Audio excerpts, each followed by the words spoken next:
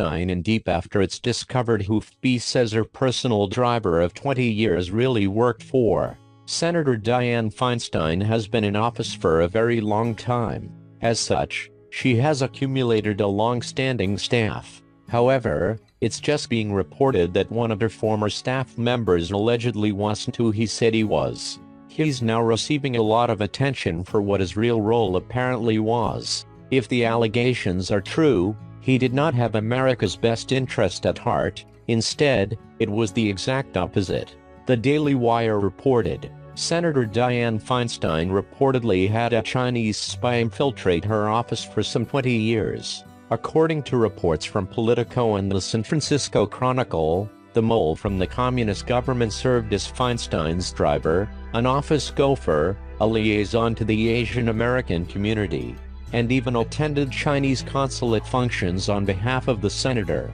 Feinstein allegedly had no idea that the man was spy for some 2 decades, and only found out via the FB 5 years ago. She was apparently mortified by the shocking news and reportedly forced the spy into resignation, but neglected to tell her staff of the revelation.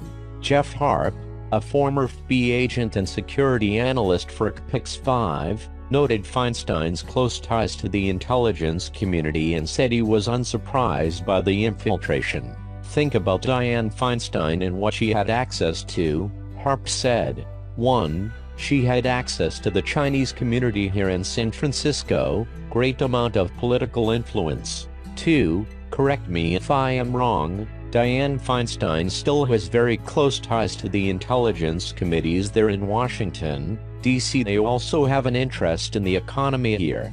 How to get political influence here, added Harp.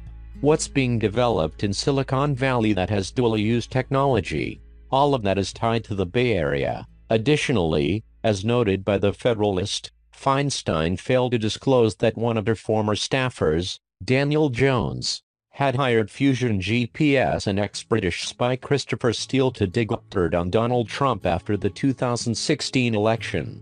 Trending Judge has had it with Mueller team, abruptly ends court after their humiliating screw-up, while Fox News reported the following. The staffer, based in the Democrats' San Francisco office, was suspected of delivering political intelligence, though nothing top secret, to officials based at the local Chinese consulate, Politico reported.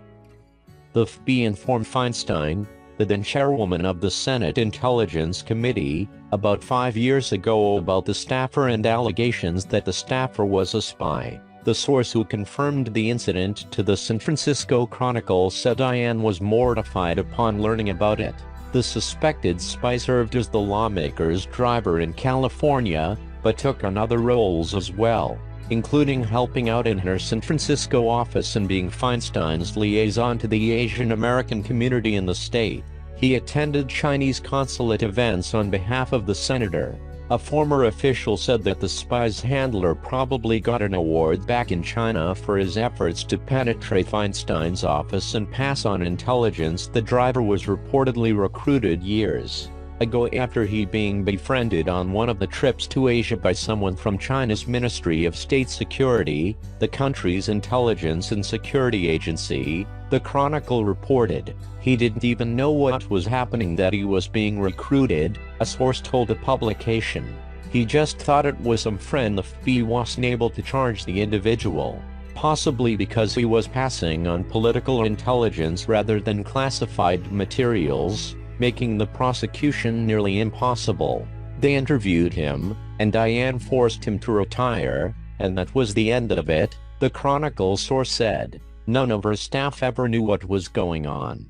They just kept it quiet, RT reported. The San Francisco Chronicle filled in a few more blanks on Wednesday, saying that in addition to driving Feinstein around when she was in California, the staffer also served as gopher in her San Francisco office and as a liaison to the Asian American community, even attending Chinese consulate functions for the senator. Quoting a source who spoke only on condition of anonymity, the Chronicle said Feinstein was mortified when the FB told her the driver was being investigated for espionage. The source placed the events about 5 years ago. Feinstein chaired the Senate Intelligence Committee from 2009 to 2015. A former FBI agent who ran counterintelligence operations in the Bay Area told Pix TV that he was not surprised at the news.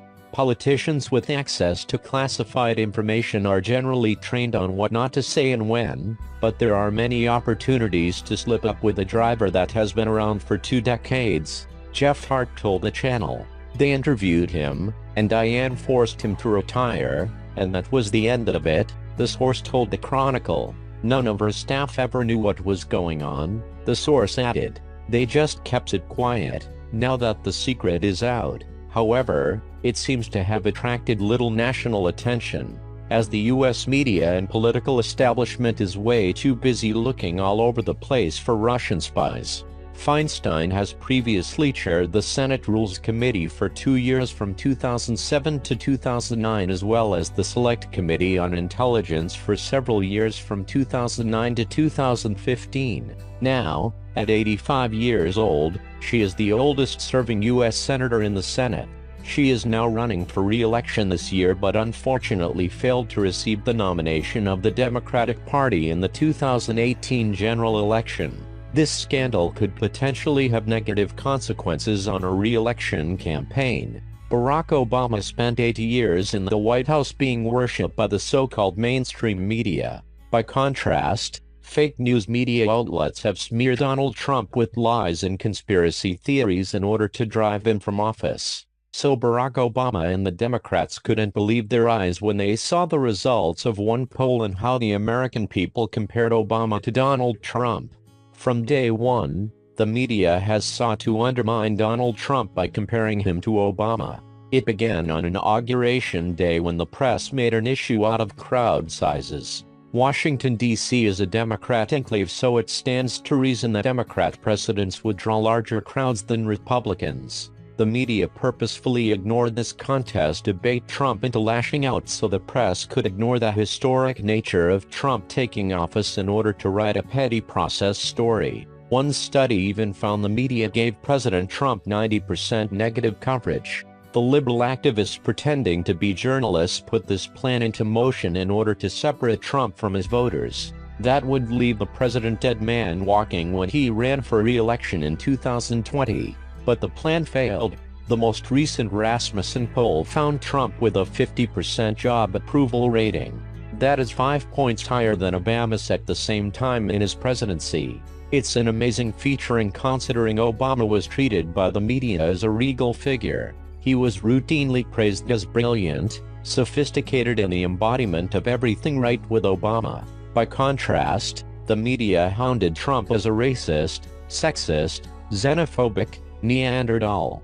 A December 2017 Pew study found Obama received 740% more positive coverage than Trump if you looked at how the media covered each president in the first 60 days of their administrations. Obama received 42% positive coverage, where Trump got just 5% of stories about his first 60 days in office having a positive slant. But the resiliency of Trump has proved how powerless the media is.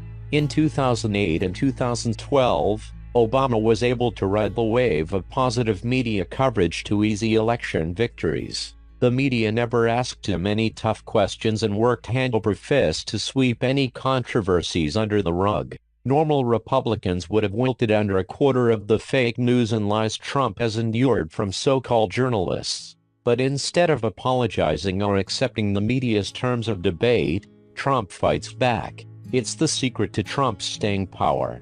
Had he acted like a typical DC Republican, he would have been gone long ago. But Republican voters see how much the media hates them. A Politico reporter tweeted that Trump supporters at a recent rally were toothless hillbillies, and appreciate the fact that Trump is fighting to keep his promises to the American people in the face of unyielding hatred and hostility. The media spent 80 years ignoring Obama's failures and 18 months trying to hide Trump's successes from the American people. Despite the media working on behalf of the Obama administration and against the Trump administration, Rasmussen's latest poll still found Trump with a higher approval